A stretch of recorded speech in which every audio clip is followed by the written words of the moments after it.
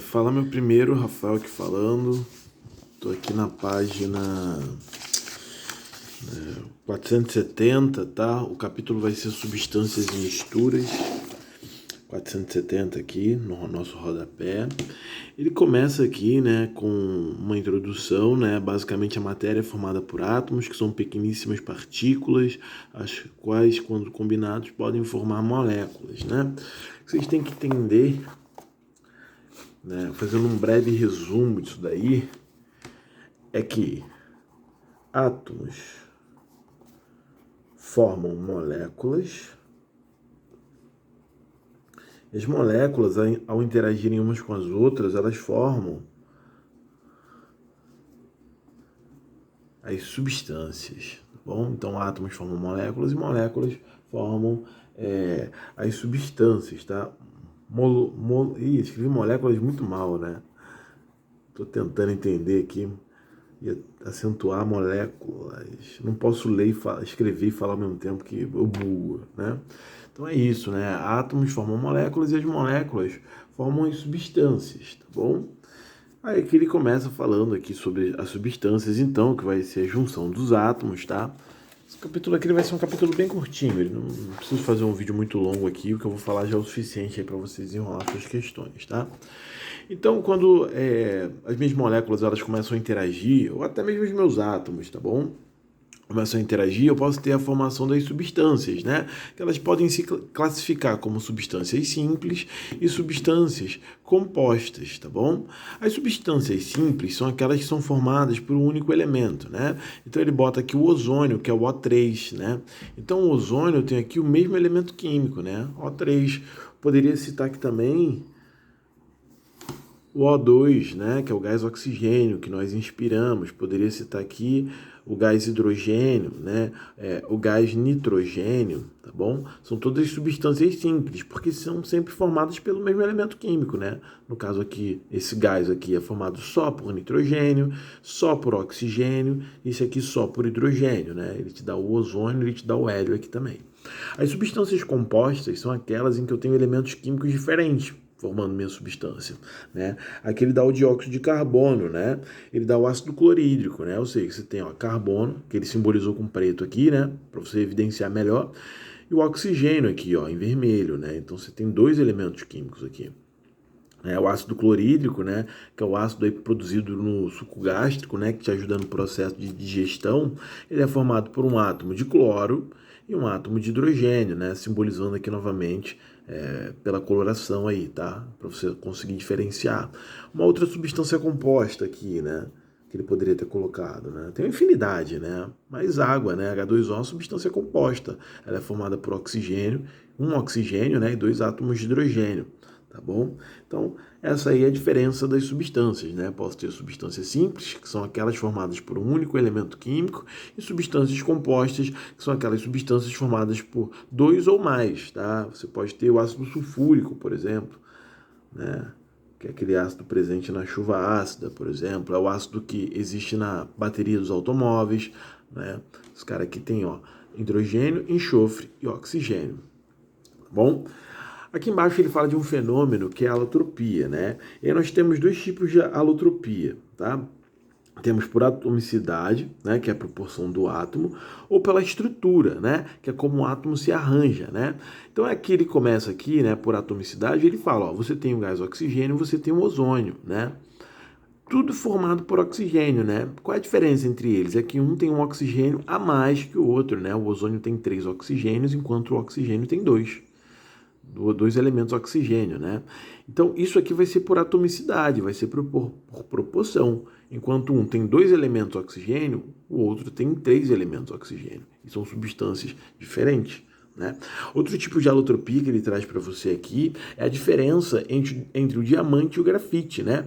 Em ambos os casos, né, você tem aqui como constituinte o carbono, né? Então o diamante ele é formado por carbono. O diamante que é um dos caras com maior grau de dureza, né? Nenhum outro material consegue riscar o diamante, a não ser outro diamante. Então o diamante ele é um cara extremamente resistente, né?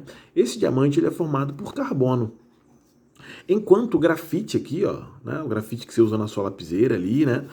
Ele é formado por carbono também, só que ele é extremamente frágil, né? Ou seja, eu tenho dois caras formados por carbono, onde um é extremamente resistente e o outro é extremamente frágil, né?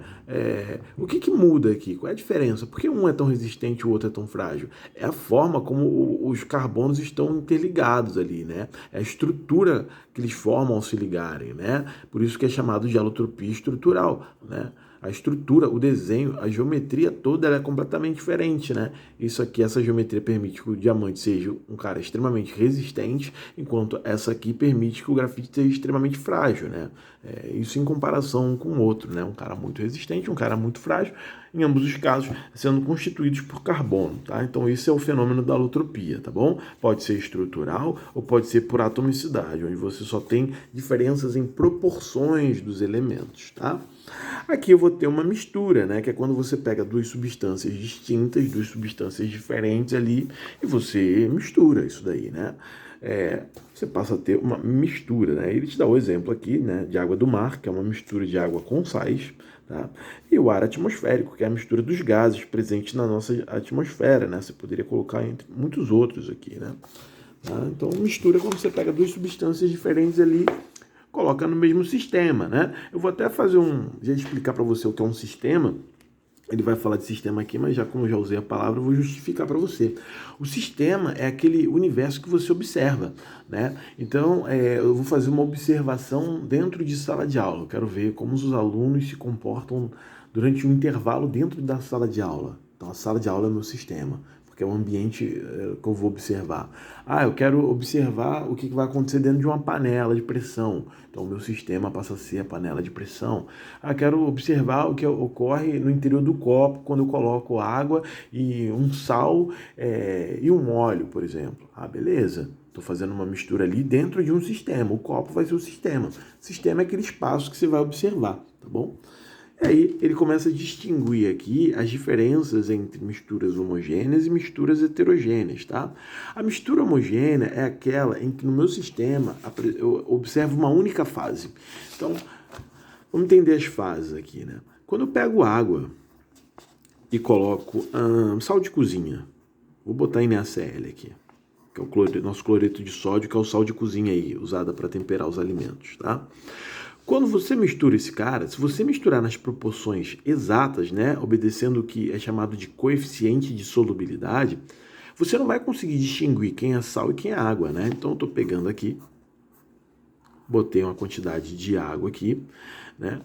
A proporção é o seguinte: 100 gramas de água consegue solubilizar 36 gramas de sal, tá? Então NaCl e água.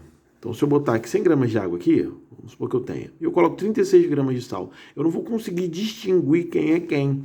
Se eu botar 100 gramas de água e botar 20 gramas de sal aqui, cara, tranquilo, eu não vou conseguir ver o que é água e o que é sal. Se eu ultrapasso esse limite aqui do sal, ele vai começar a se depositar no fundo. Então, se eu coloco 50 gramas de sal, caramba, eu coloquei 50. 36 vai ficar disperso aqui, ó. Falei 50, né? Então os outros 14 vão ficar depositados aqui no fundo, né? 14 gramas. Isso acontece quando você vai fazer o seu suco e você exagera no açúcar, né? O açúcar ele começa a se depositar no fundo. Por quê? Porque você ultrapassou o que a gente chama de coeficiente de solubilidade, que é aquela quantidade estabelecida de solubilidade, tá bom? Bom, vamos voltar para o sistema homogêneo, tá? Por que eu expliquei isso, né? Porque geralmente quando eu falo isso daí, quando você coloca água e sal, você não consegue distinguir quem é a água e quem é o sal, né? Porque o sal fica disperso. Aí sempre vem um aluno e fala, não, mas às vezes não fica no fundo. Então já quis justificar isso aqui. É porque ele ultrapassou a proporção, né? Mas se você obedecer a proporção, você não consegue distinguir. É diferente se você coloca água e óleo de cozinha. Se você coloca água e óleo aqui, você pode botar uma gota de óleo. Pode ter 100 gramas de água aqui. Se tu bota uma gota ali, vamos botar 1 grama aqui. 1 grama de óleo, cara, o óleo vai ficar aqui boiando. Tu vai ver. Não tem essa de proporção. Por quê? Porque água e óleo são insolúveis, né? Eles não se solubilizam, né? Mais para frente a gente vai entender qual o fenômeno responsável por isso. Mas água e óleo não se misturam. Então você vai conseguir ver a água, você consegue ver o óleo. É diferente de quando você mistura água e sal, né? Você não consegue distinguir quem é quem. Nesse sistema que eu não consigo distinguir quem é quem, onde eu digo que só existe uma fase, eu digo que o sistema ele é homogêneo. Homo de igual, tá? Homo é igual. Então o que é? Tudo isso aqui está igual. Eu não consigo distinguir quem é água e quem é sal, né? Quando eu tenho aqui essa diferença aqui, essa diferença não é a palavra, mas quando eu tenho duas substâncias que não se relacionam, eu passo a ter aqui duas fases, né? Eu diria que aqui, nesse caso, é um sistema heterogêneo. Não vou escrever a palavra toda, não, só para ilustrar isso aqui. Hétero de diferente, então eu tenho duas substâncias aqui e eu consigo visualizar a diferença entre elas. Consigo ver quem é água e quem é um óleo. Um outro tipo de sistema heterogêneo seria água e areia. Você botou areia, você colocou areia ali, ela pode até ficar suspensa, mas daqui a pouco ela vai começar a descer e se depositar aqui no fundo. Eu vou ter um sistema heterogêneo, né? Diferente da água e sal, onde eu tenho um sistema homogêneo, tá? E ele vai explicando isso aqui, ó, as fases, né? Então aqui, ó, vamos já dar um salto aqui, ó, componente, né? Então ele pegou aqui um sistema, ele pegou aqui, ó, a água, né? Uma fase monofásico, tá? Porque só tem um componente, que é a água. Aí ele passa aqui pro lado, ó, ele só tem uma fase. Ele não está enxergando, só está enxergando uma fase aqui. Mas ele tem dois componentes, água e sal. Como o sal é solúvel na água, eu não consigo distinguir o sal aqui, tá? Duas fases, né? Ele é bifásico, ó. Primeira fase e segunda fase aqui, ó. Tô vendo as duas fases, tô vendo o óleo e tô vendo a água, né? E eu tenho dois componentes, tenho duas substâncias ali, né? Gelo e água, né? Eu vou ter duas fases, eu consigo distinguir quem é quem, mas o componente é um só. Aqui é H2O e aqui é H2O. Né? E aqui eu vou ter duas fases, que é a água e o gelo, e um componente, é a mesma coisa, né? Por mais que tenha colocado uma quantidade maior de pedrinhas de gelo, eu ainda tenho duas fases aqui, tá bom? Então, quando você tem uma fase, o sistema é homogêneo. Quando você tem heterogêneo, ele pode ter duas ou mais fases, né? Supondo que eu coloque uma areia aqui, também a areia vai se depositar aqui, eu passo a ter três fases, três substâncias diferentes. Tá bom? Sistema heterogêneo, tá? Aqui ele fala da análise gráfica, né? E isso aqui é importante, né? Para você ver quando você vai ter uma mistura e quando você não vai ter, né? O nosso solvente universal, né? Quando a gente vai fazer uma mistura, né? Uma solução, né? Acabei não falando disso, né? Uma mistura homogênea a gente chama de solução. Tá? Então, água e sal é uma solução, água e açúcar é uma solução, né? Água e álcool 70 que você compra na farmácia é uma solução, é uma mistura homogênea. Quando você pega aquele álcool ali, tu não consegue ver o que é álcool e o que é água, porque apresenta uma única fase, tá bom? Ele é monofásico. Então, o álcool é uma mistura homogênea, é uma solução, tá? Quando você vai fazer uma solução, você usa a água como solvente. A água é conhecida como um solvente universal, porque consegue solubilizar uma grande quantidade de substâncias, né? Não vai solubilizar toda, não solubiliza o óleo, mas solubiliza uma grande parte das substâncias, tá bom? Então, a água é considerada um solvente universal. E aí, ele dá esse gráfico aqui, né? Que ele mostra aqui os pontos de fusão e os pontos de ebulição da água. Então, a água a 0 graus, vamos só entender esse gráfico aqui, porque eu acho isso importante demais, ó. A água a 0 graus, né, a 0 graus, vê que o meu gráfico ele tem uma constante aqui. Porque nessa fase, né, eu vou ter sólido e eu vou ter líquido a essa temperatura. Tá tudo misturado ali no sistema. Abaixo de 0, eu tenho um sistema sólido. A 0 eu tenho sólido e líquido. Passou de 0, eu tenho um sistema líquido. Né? Chegou em 100 graus Celsius, no meu sistema eu vou ter tanto líquido quanto gás, está tudo em 100 graus, ó, estabilizado aqui. Ó. Passou de 100 graus, eu começo a ter gás, eu começo a ter vapor d'água. Tá? Então, esses aqui são os pontos, ó, ponto de fusão, PF, e ponto de ebulição. Então, qual é o ponto de fusão da água? 0 graus. Nesse estado, eu tenho tanto água sólida quanto líquida no meu sistema. O ponto de ebulição da água, 100 graus. Nesse caso, eu tenho tanto água líquida quanto vapor da água. O gás aqui, como ele bota o Gzinho ali, né? Mas a gente vai considerar um vapor da água aí, tá? A 100 graus. Isso aqui é estabelecido. Quando você acrescenta sal, né? Não sei porque eu fui direto no sal, mas quando você acrescenta qualquer outra substância ali, você muda esses parâmetros aqui, né? Quando você vai fazer, provavelmente vocês já ouviram falar, é um macete da vida, né? Tu vai fazer um churrasco, aí tu comprou teus refrigerantes, só que eles estão quentes, né? O que você faz? Você coloca no gelo, e não sei se vocês já viram isso, se existe, vocês podem pesquisar isso se vocês não viram, mas eu acredito que vocês já tenham escutado falar, né? Se você pega o sal e coloca no gelo, ele vai resfriar mais rápido o seu refrigerante, né? O álcool também, né? Você pega ali o gelo, você coloca um pouco de álcool, você vai gelar mais rápido o refrigerante. Por quê? Porque a água abaixo de 0 graus é sólida, não é? Se você colocar qualquer uma substância diferente da água, né, que forme uma solução, que forme ali uma mistura, você vai mexer com esses pontos de ebulição. Então a água com sal a 0 graus não congela. Não congela. Então, se tu tem água líquida aqui no sistema, tu colocou o sal de cozinha, a temperatura pode cair. A temperatura vai cair e você ainda vai ter água líquida. Tá? Mesma coisa o ponto de ebulição. A água evapora a partir dos 100 graus. Se você coloca um sal na água e você colocar, em 100 graus ela não vai evaporar, ela vai mudar isso aqui. Né? E aí que você começa a observar através dos gráficos. Né? Então aqui, ó, você vai ver, ó, você vê que aqui tem uma constante, ó, líquido e gasoso no ponto de ebulição. Olha que o ponto de ebulição já variou, tá vendo? Eu vou ter uma variação aqui, né? E aqui o de ebulição, perdão. E aqui é o de fusão, olha como variou. Era estável, era uma reta, ó. Em 100 graus eu tinha os dois no meu sistema e estava estabilizado. Agora não, agora eu tenho uma diferença aqui, ó. Isso aqui sinaliza para você que no seu sistema você tem uma mistura.